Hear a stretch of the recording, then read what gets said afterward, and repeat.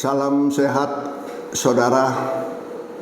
Kita berjumpa lagi di kanal Hispran, saluran pemikiran yang saya beri judul Kepolisian Sudut Pandang Hadi Pranoto. Kali ini saya berbicara tentang polisi versus profesi kedokteran.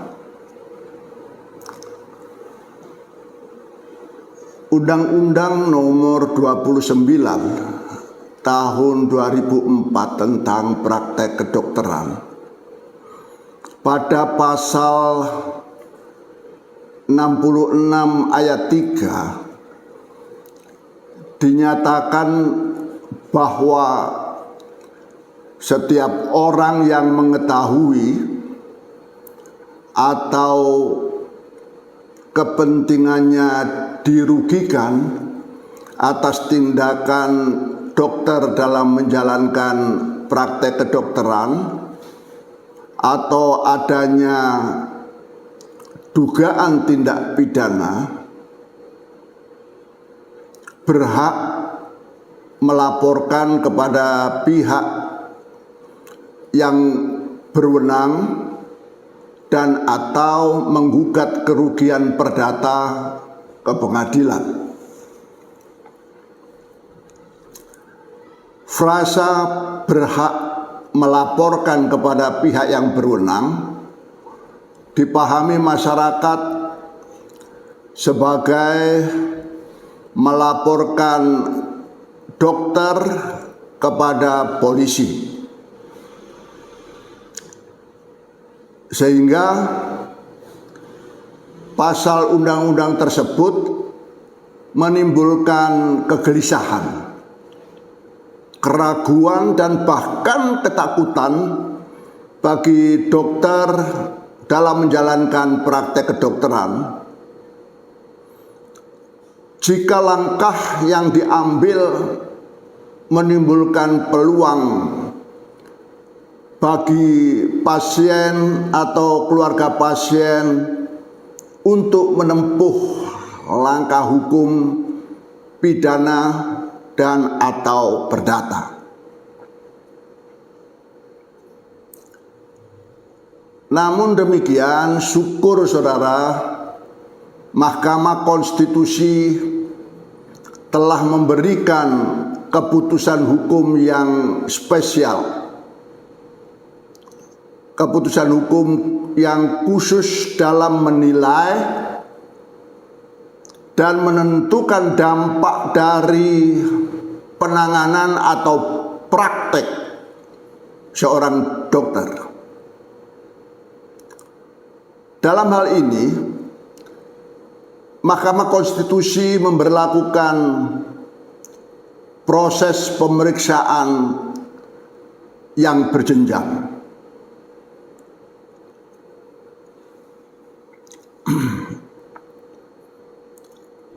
Tidak serta-merta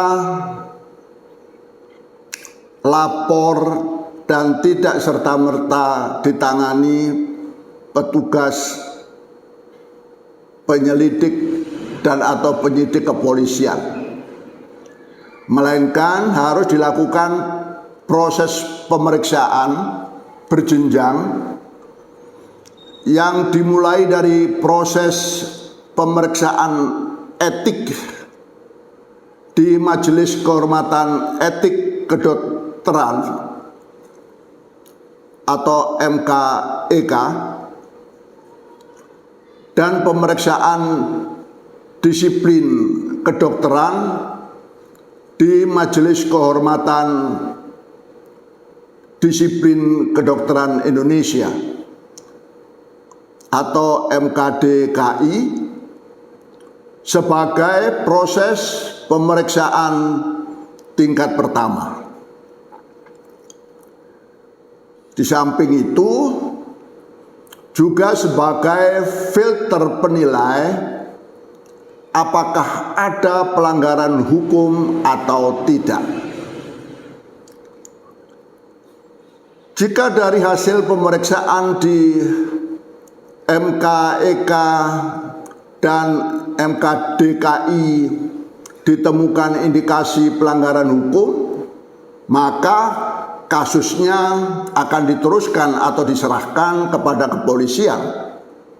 Selanjutnya oleh kepolisian dilimpahkan ke jaksa penuntut umum dan dibawa ke pengadilan. Proses berjenjang terhadap dokter seperti itu dapat dipahami karena apa yang dilakukan oleh dokter merupakan sesuatu yang tidak bisa diduga. Misalnya, ada pasien setelah pemeriksaan dokter tiba-tiba mengalami kelumpuhan,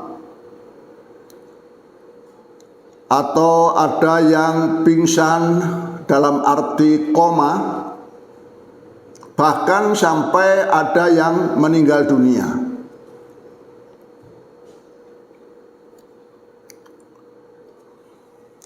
Dalam hal ini, yang terpenting sebenarnya bagi profesi dokter adalah bekerja menjalankan amanat profesinya sesuai dengan standar profesi, sesuai dengan standar etika, sesuai dengan standar kompetensi dan standar pelayanan, sesuai dengan ketentuan-ketentuan yang berlaku, yang semua ini dapat diketahui melalui proses pemeriksaan etik di MKEK dan pemeriksaan disiplin kedokteran di MKDKI tersebut. Jika dokter sudah menjalankan tugasnya sesuai dengan standar yang ditetapkan, maka segala sesuatu hasil tindakan yang tidak terduga tersebut adalah merupakan risiko medis. Hal mana tentu berbeda jika seorang dokter melakukan tindak pidana umum, semisal penganiayaan, pembunuhan, penipuan, pencurian, dan lain sebagainya, atau tindak pidana khusus semisal melakukan korupsi, terorisme, penyalahgunaan narkoba, yang semua itu maka berdasar asas kesamaan di depan hukum, ya, berdasarkan asas equality before the law, petugas kepolisian atau kejaksaan atau Komisi Pemberantasan Korupsi KPK dapat segera melakukan tindakan penyelidikan, penyidikan, dan atau penuntutan sesuai dengan kewenangannya masing-masing. Namun dengan mengingat tingkatan berat ringannya tindak pidana yang dilakukan seorang dokter, dengan akhir-akhir ini dicanangkan restoratif justice sebagai harapan baru pencari keadilan dan merupakan prioritas penegakan hukum di kepolisian, maka ada harapan bagi pelaku tindak pidana dan korban serta keluarganya, karena dalam restoratif justice, ya, pemidanaan tidak bersifat balas dendam, melainkan bisa ditempuh jalan mediasi oleh penegak hukum yang menguntungkan semua pihak.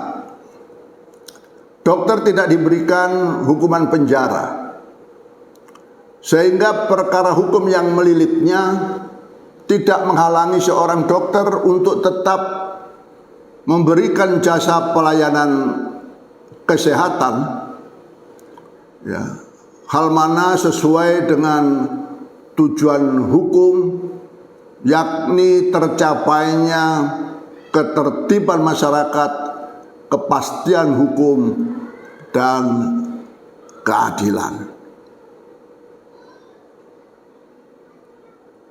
Demikian saudara yang berbahagia, sekilas yang bisa saya sampaikan mengenai kepolisian versus